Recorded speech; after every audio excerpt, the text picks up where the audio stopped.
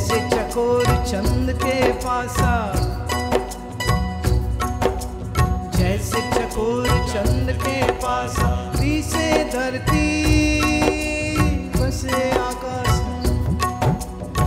से धरती बसे आकाश, जैसे चकोर चंद के पासा, से धरती बसे आकाशा। सतगुर है, सतगुर है, सतगुर है, सतगुर है, सतगुर है, सतगुर है।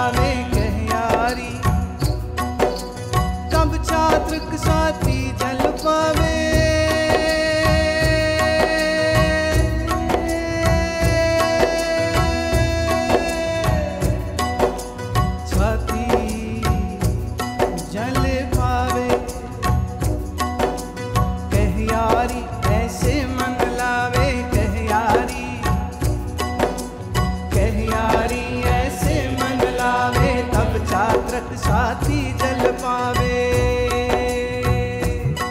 सतगुर है, सतगुर है, सतगुर है, सतगुर है, सतगुर है,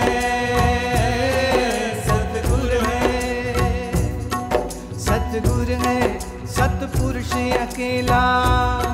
सतगुर है, सतपुरुष अकेला। सतगुर है, पिंड ब्राह्मण के बाहर मेला। पिंड ब्राह्मण के बाहर मेला। सतगुर है,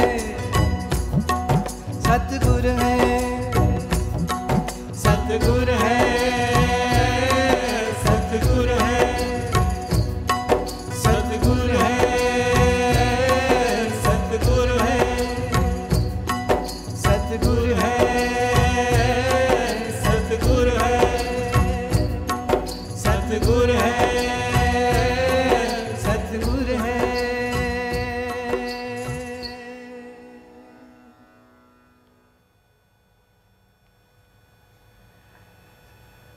वह सतपुरुष अकेला है।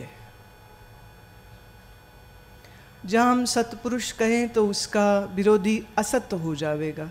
तो सत असत, सत ट्रूथ, असत दैट विच इज अनट्रूथ। सतपुरुष कौन? यहाँ परमात्मा को सतपुरुष कह रहे हैं। कई बार कई लोग सोचते हैं कि भगवान तो पक्का पक्का पुरुष होना चाहिए, तभी तो यारी साहब भी कह रहे सतपुरुष, सत नारी नहीं कह रहे हैं। गलत। पुरुष का अर्थ क्या होता है, पहले आज आपको हम यही समझाएंगे। आप कहोगे जी हमें ज्ञान वेदांत नहीं आए, योग भक्ति नहीं आए, समझ लगती है। अब आप ये कहेंगे कि हमें पुरुष का भी नहीं पता। सच बात यही है, नहीं पता। कैसे? सो अब आप समझिए। पुर का अर्थ होता है नगर। पुर का अर्थ होता है नगर। पुर का अर्थ होता है मकान। पुर शब्द के दो अर्थ। जो पुर में रहे, जो पुर में रहे उसे पुरुष कहते हैं। अब अगर पुर का अर्थ शहर है तो उस शहर में जो रहते हैं उन सभी रहने वालों को पुर का वासी होने के नाते हम पुरुष कहेंगे। तो नागपुर, रामपुर, सीतापुर, ये कितने पुर सुने ना, लेकिन पुर शब्द का अर्थ नहीं लोग जानते हैं, तो वो सोचते शहर का नाम है नागपुर। शायद किसी जमाने में नागपुर क्षेत्र में सर्प अधिक होते होंगे, नाग अधिक होते होंगे, तो नामकरण वालों ने उस जगह का नाम नागपुर रखा दिया होगा। किसी क्षेत्र में हो सकता है श्री राम गए हों, और यह भी हो सकता है कि उस क्षेत्र में राम नाम वाले बहुत सारे पुरुष रहते हों और बहुत सारे लोग रहते हों, इसलिए उसका नाम रामपुर रख दिया गया हो। तो पुर माने नगर, पुर माने मकान भी होता है। तो इस शरीर रूपी मकान में जो रहता है वो पुरुष है। अब वो शरीर का जो लिंग है सो स्त्री है या पुरुष है, इससे कोई फर्क नहीं पड़ता। ये शब्द ज़्यादा प्राचीन है। It was not just use to identify the gender of the species. पुरुष, पुर माने देह, इस देह में जो चेतन रहता है उसको पुरुष कहते हैं।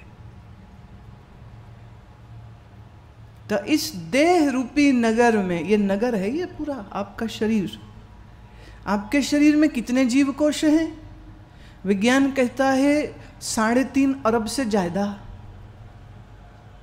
कितनी बड़ी संख्या हो गई इस शरीर में रहने वालों की। आपके शरीर में आप मानते हो मैं रहता हूँ, पर सच तो यह है इस शरीर में कितने माइक्रो ऑर्गेनिज्म हैं, बैक्टीरिया है, माइक्रोब्स हैं, पैथोजन हैं, आपकी आंत में, मुख में, सब जगह पर ये बैठे हुए। तो इस शरीर में जो चैतन्य है उस चेतन को पुरुष कहा जाता है। उसी अर्थ में यारी साहब कह रहे हैं सत पुरुष अकेला है, वो सत्य स्वरूप परमात्मा अकेला है और वही सतगुरु है। तो यहाँ सतगुरु का अर्थ व्यक्ति शरीर के बारे में बात नहीं हो रही। सत्य माने that which is beyond the time and constraint of space and constraint of objectification.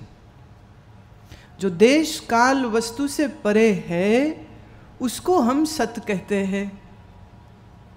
और असत किसको कहते हैं? जो देश काल की सीमाओं में अंदर अंदर रहे। बात समझ रही है? जैसे आज हम आपके लिए देखिए कितनी सुंदर सुंदर चीजें लाए हैं, आपको इनसे सिखाएंगे भी। ये मेरे हाथ में क्या है देखो, हम एंटरटेन भी पूरा करते हैं। ये मेरी तरफ से फूल आप सबके लिए, स्वीकार कीजिए।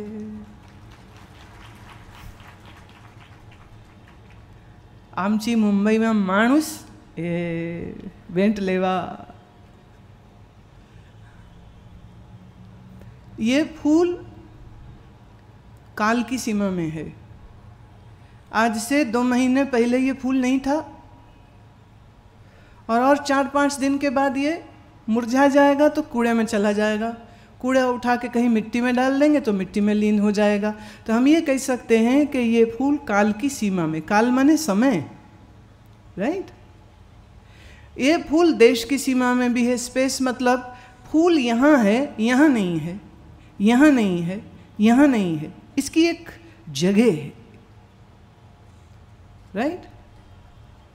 और इस फूल का बाकी सब चीज़ों से भी भेद है।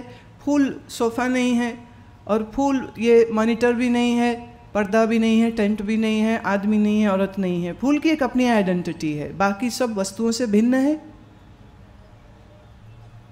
तो देश काल और वस्तु की सीमा में जो होवे उसको असत कहते हैं, और जो देश काल वस्तु की सीमा में न होवे उसी को सत कहते।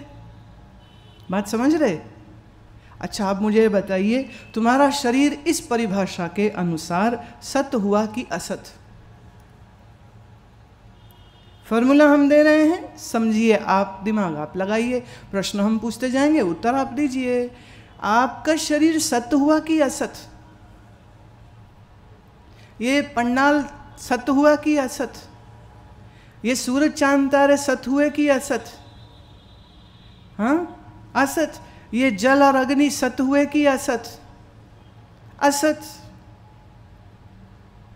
ये पंचभूतों से बना हुआ सारा जगत ही असत है और परमात्मा सत्य स्वरूप है, क्योंकि परमात्मा किसी देश की सीमा में नहीं है, परमात्मा किसी काल की सीमा में नहीं है, परमात्मा कोई एक वस्तु नहीं है। Getting my point? मुश्किल तो नहीं है जो मैं बोल रही हूं।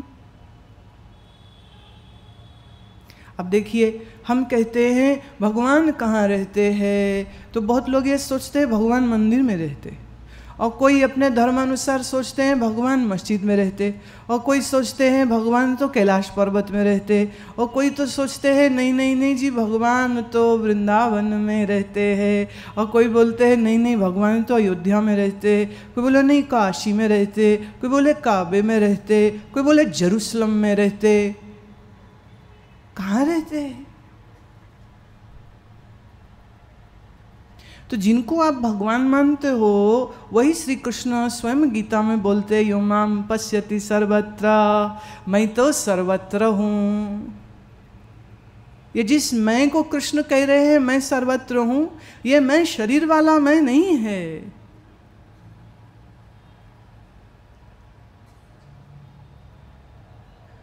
कहाँ है परमात्मा?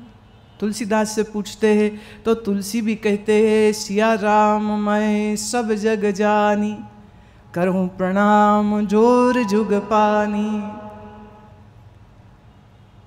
कहाँ है? पूछा गुरु नानक देव से परमात्मा कहाँ है,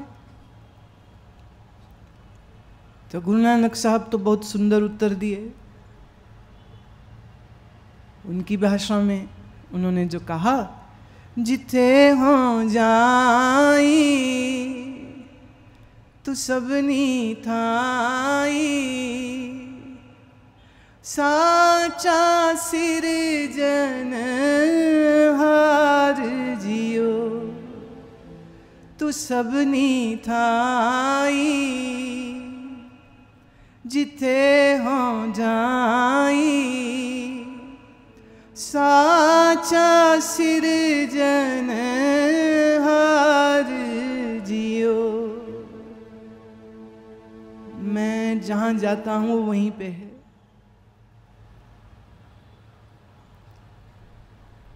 मैं जहां जाता हूं वो वहीं पे है, और मैं जहां हूं वो वहां भी है।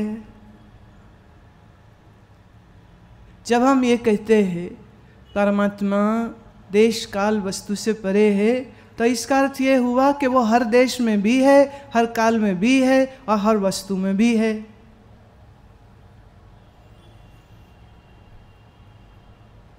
रामकृष्ण परमहंस से एक बार किसी ने प्रश्न पूछा, भगवान है इसका क्या प्रमाण है? What is the evidence that God exists?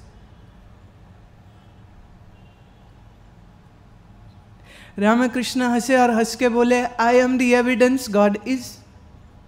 मैं ही प्रमाण हूं कि परमात्मा है, मैं ना हूं तो परमात्मा कहां?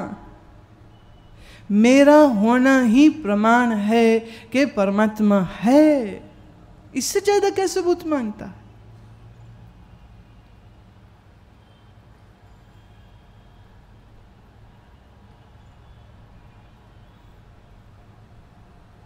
अब मुश्किल ये है कि आप अपने आप को नहीं जानते हैं, इसीलिए आप परमात्मा को भी नहीं जानते।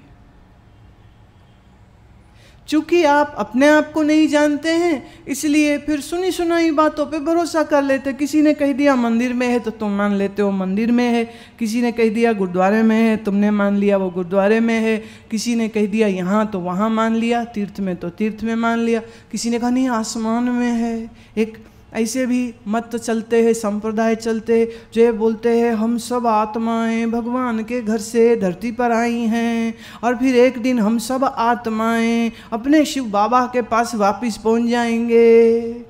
अरे ये तो परमात्मा को गाली देने वाली बात होगी कि वहीं रहता, यहां नहीं रहता। कल्पना का खेल तो देखिए।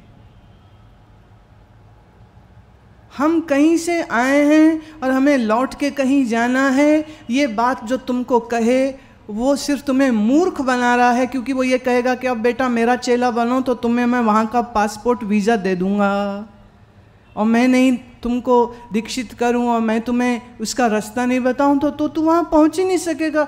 और महाराज क्या बोलो, इनकी कल्पना को तो मैं प्रणाम करती हूँ। उन्होंने तो नक्शे बना के रखे भगवान के घर के, ऐसे अजब आर्किटेक्ट्स, इंजीनियर्स। वहाँ रोड हैं, फाउंटेन हैं, एक रोड नरक को जाती है, एक रोड स्वर्ग को जाती, एक रोड भगवान के घर को तो गोल्डन पैलेस को जाती है। और लाखों लाखों लोग उनकी इन गप्प बातियों को सच मानते हैं। मुझे हुल्लड़ मुरादाबादी की एक बात याद आ रही है। बचपन में उसकी एक ऑडियो टेप निकला था जो मैंने सुना।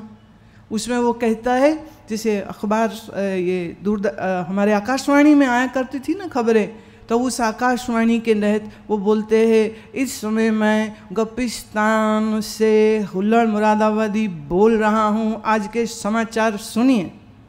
तो बहुत से समाचार बोलने के बाद कहते अब आप मौसम का हाल सुनिए। सभी इस शहर के नागरिक कृपया अपना मुंह खोल करके आसमान की तरफ ताकते रहिए, क्योंकि 12:10 से रसगुल्लों की बरसात होगी। गप्प है ना, अब आसमान से रसगुल्ले टपकेंगे। वैसी ही बात ये लोग कहते हैं। हम कहीं से आए हैं और कहीं जाएंगे और उसका रास्ता इन्हीं को पता, और तो किसी को पता नहीं है। देखिए, जब कोई किसी कंपनी का रिटेलर बनता है तो कंपनी एक सर्टिफिकेट देती है। जब कोई डॉक्टर बनता है तो यूनिवर्सिटी उसको सर्टिफिकेट देती कि ये लगाओ कि तुम you are certified to practise the law और मेडिसिन और टैक्स और व्हाटएवर। लेकिन इनको किसने सर्टिफिकेट दिया ये बोलने के लिए? क्या पागल बनाते। यहीं है भगवान और कहीं नहीं है। जिसने दर्शन करना यहीं आओ, यहीं आओ, यहीं आओ। मैं अपनी एक बात सुनाती हूँ। हमने नया नया ज्ञान सुनना शुरू किया। नया नया ज्ञान क्या, हम तो बहुत छोटे थे, 6ठी जमात में पढ़ते थे, और फिर 8वीं जमात में हुए तो संतों के साथ तीर्थ यात्रा पर वृंदावन जाने का अवसर हुआ। मेरे जीवन की पहली तीर्थ यात्रा। जब मैं वहाँ गई तो हम लोगों को बिहारी जी के मंदिर भी ले जाया गया। हम पिछले 10 दिन से वहीं रह रहे थे। एक मकान में कोई 15-20 साधक थे, मैं सबसे छोटी उम्र की थी, और सब लोग सुबह से लेकर रात तक बस आंख बंद किए मस्ती मारते थे, ध्यान में रहते थे, और बीच बीच में जो हमारे महात्मा थे वो सत्संग सुनाते थे। तो सत्संग सुनना, कीर्तन करना और फिर आंख बंद करके बैठे रहना। 10 दिन हो चुके, अब वापस जाने का समय हो रहा था। तो एक ने कहा कि वृंदावन तो घूमे नहीं, अच्छा चलो वृंदावन घूमने चलते हैं। तो सबसे पहले बिहारी जी के मंदिर में गए। अब उन दिनों का हमारा हाल ये था कि जहाँ कहीं ढोल था, ढोलकी, मंजीरा, कुछ संगीत किया माने लय या ताल कान में आई नहीं कि शरीर नृत्य करने लग जाता था। और जहाँ पहुँचे बिहारी जी के मंदिर में एंट्री मारी तो वहाँ तो खूब भक्त राधे राधे और ऐसा सब चिल्ला रहे थे। बड़ा प्यारा माहौल था। मैंने कहा कहाँ है, कहाँ है, कहाँ है? बोले उस पर्दे के पीछे, जब पर्दा खुलेगा तो दिखेगा। मैं अरे क्या इसको हमसे शर्म आ रही है जो पर्दे के पीछे जाके बैठ गया है?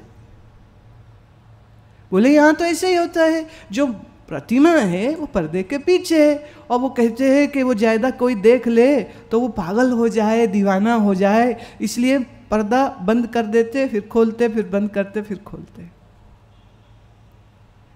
अब हम ठहरे ऐसा सत्संग सुनने वाले कि वो सर्वदेश सर्वकाल सर्व वस्तु में अनुगत है। अब मेरे लिए ये तो अरे क्या हो रहा है, हमें तो ये लगे। तो उस समय का वो हाल देख करके ये पंक्तियाँ आ रही थी मन में छुपे बैठे हो कण कण में, भला मैं कैसे पहचानूं। तुई का दूर करो पर्दा, सामने आवो तो जानूं।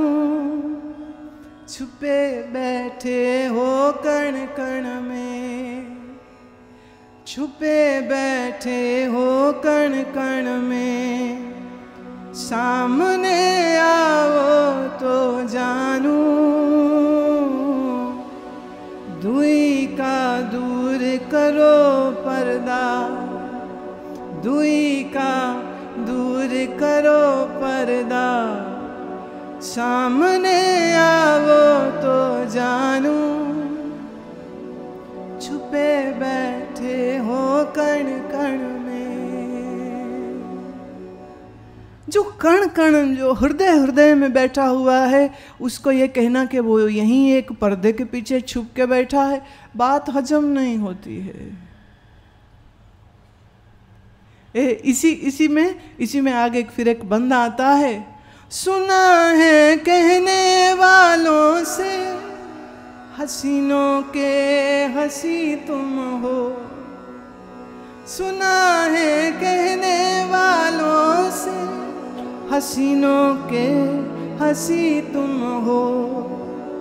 जो बैठे हो तुम पर्दे में, जो बैठे हो तुम पर्दे में, क्या हमसे शर्म आती है। काहे पर्दे में बैठा है? तो महात्मा तो माया के पर्दे की ओट में छिपे ब्रह्म का निरावरण कर देते हैं। यहाँ एक पर्दे के पीछे बैठे हुए को हुआ ही हूँ। वहाँ जो गोसाई जी थे वो चिल्ला रहे थे, आओ दर्शन करो, आओ दर्शन करो, आओ दर्शन करो, और खुद की उसकी पीठ थी। भाई अब मैं तुम्हारी तरफ मुंह देख करके बैठ के बोल रही हूँ तो मेरी पीठ हो गई ना। सोचिए पीछे बिहारी जी का मंदिर हो और मैं ऐसे, तो यहाँ गोसाई जी खड़े हो, बोले आइए दर्शन करो, आइए दर्शन करो, जन्म जन्म के पाप चले जाएंगे, आइए दर्शन करो। तो मैं जाके उनको बोली, तो तुम क्यों नहीं करते हो प्यारे, तुम तो पीठ खड़े करके खड़े हो, तुम्हें नहीं अपने पाप कर्म को काटने, तुम्हें नहीं चाहिए मुक्ति प्यारे। वो तो गुस्सा हो गए मेरे से बड़ी जोर से, अरे कौन है ये लड़की बेवकूफ, भगाओ इसको यहाँ से। और मेरे साथ जो बड़ी उम्र की औरतें थी तो वो बोले रे पगली है, पगली है, ऐसा कह के हटा दिए हमको। बात तो सही है, जिनने दुकान खोल रखी हो उनकी दुकान बंद हो जाती है अगर ऐसी बात बोल दे में। तो एक माता, मैं कनाडा में सत्संग कर रही थी, उनने सत्संग सुना और जब ये बात मैंने कही, परमात्मा देश काल वस्तु में तो अनुगत है और उससे परे है, तो तुमको उससे जो बात करनी हो तो कहीं भी बैठ के करो, सब जगह पवित्र है। अगले दिन वो गई गुरुद्वारे में। पुरानी आदत थी कि वहाँ होता अरदास कराते हैं, तो उन्होंने भाई जी को बोला, भाई जी आज मेरे पोते की अरदास है, मेरे बेटे का जन्मदिन है, तो आप उसके लिए अरदास माने प्रार्थना आप करिए। तो भाई जी ने आगे से बोल दिया, अच्छा माता कितने पैसे देगी। तो माता जी को गुस्सा आ गया, ताज़ा ताज़ा ज्ञान सुना था, उसको गुस्सा आया। तो गुस्सा आया, बड़ी उम्र की थी, तो उसको गाली दे करके बोलती है, मैं नहीं देती तेरे को पैसे, मैं अपने बाप से आप ही बात कर लूँगी, मैं तेरा गुरु ज्यादा नहीं है, गुरु मेरा भी है, मैं मेरे गुरु से आप ही बात कर लूँगी, तो मुझे तेरी ज़रूरत नहीं, जा। वो मेरी बोली सुनता है, नहीं सुनता क्या? मूर्ख बना के रखा है तुम लोगों को। कोई आके कह देता है भगवान तो सिर्फ संस्कृत समझते हैं, तो संस्कृत में जो मंत्र बोलोगे तो भगवान जी सुनेंगे, नहीं तो सुनेंगे नहीं। कोई कहता है फारसी में बोलोगे तो अल्लाह मियाँ सुनेगा, नहीं तो सुनेगा नहीं, भगवान को सुनाई नहीं पड़ेगी, अल्लाह मियाँ सिर्फ फारसी सुनते हैं। कोई बोलता है बाबा जी तो खाली पंजाबी समझते हैं, तो गुरुमुखी में अरदास करनी चाहिए, हिंदी में नहीं चलेगी। भगवान इतना अनएजुकेटेड है, उसे 2-4 भाषाएं आती हैं और कुछ नहीं आता। उससे ज़्यादा तो हमें आती है, हमसे ज़्यादा तुमको आती होंगी। हाँ, क्या बात होगी। भगवान के नाम की सिर्फ दुकानें चल रही हैं। कोई आ जाता है, आओ आओ आओ आओ, गाथा सुनाएगा कृष्ण की, राम की, फिर कहेगा चलो मैया अब यहाँ मत टेको। एक माता जी आई सत्संग में, ऐसे वो मुझे मिल गई तो मुझे कहती है आपका सत्संग बहुत ही खराब है। मैं अच्छा, मैं माँ जी वो क्यों? कह रहे ना तो हम मत्था कहाँ टेकें, पैसा कहाँ चढ़ाएं, कोई ज्योत नहीं, कोई दीपक नहीं, कोई भगवान का स्थान नहीं। मैंने कहा माँ बच्चों के खेल खेलने मैंने बंद कर दिए, मैं अब बच्चों वाले खेल नहीं खेलती हूँ। तू भी बड़ी हो जा, तू भी बड़ी हो जा। और अगर समझ सकते हो तो इस बात को समझिए कि इन मंदिरों मस्जिदों में खुदा कोई नहीं है। इन मंदिरों मस्जिदों में खुदा कोई नहीं है। काबे और काशी में छिपा कोई नहीं है। अल्लाह को इस तरह से ढूंढने वालों, अल्लाह का घर तेरे दिल के सिवा कोई नहीं है। इस तरह मत ढूंढो उसको। राम खाली अयोध्या नहीं बैठे हैं। सच बात तो यह है कि अयोध्या में तो इस समय ज्यादा सैनिक बैठे हुए, पुलिस वाले बैठे हुए, झगड़ा चल रहा है, अभी तक चल रहा है। हाँ? राम से प्रीति हुए तो राम को अपने हृदय में देख। राम शब्द का अर्थ क्या है? रमन्ति इति रामः, जो सब में रमण करता है उसको राम कहते हैं।